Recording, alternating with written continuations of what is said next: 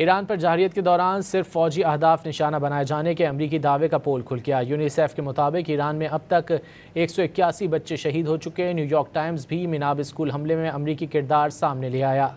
UNICEF के मुताबिक मशरिक़ वस्ता की जंग में मजमूई तौर पर 200 बच्चे हमलों का निशाना बन गए, जिनमें से सिर्फ ईरान में ही 181 बच्चे शहीद हुए। लबनान में 7, इसराइल में 3 और एक बच्चा कुवैत में शहीद हुआ। इससे कबल न्यूयॉर्क टाइम्स की रिपोर्ट में बताया गया था कि ईरानी शहर मीनाब में स्कूल पर हमला अमरीकी फोर्सेज ने किया था। हमले में 168 तालिबात समेत 170 से ज़्यादा अफराद शहीद हुए थे।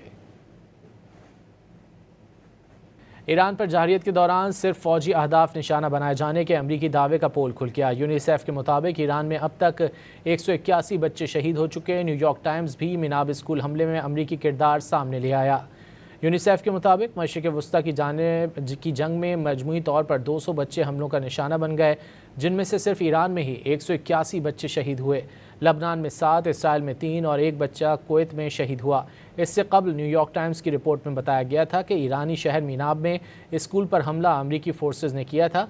हमले में 168 तालिबात समेत 170 से ज़्यादा अफराद शहीद हुए थे।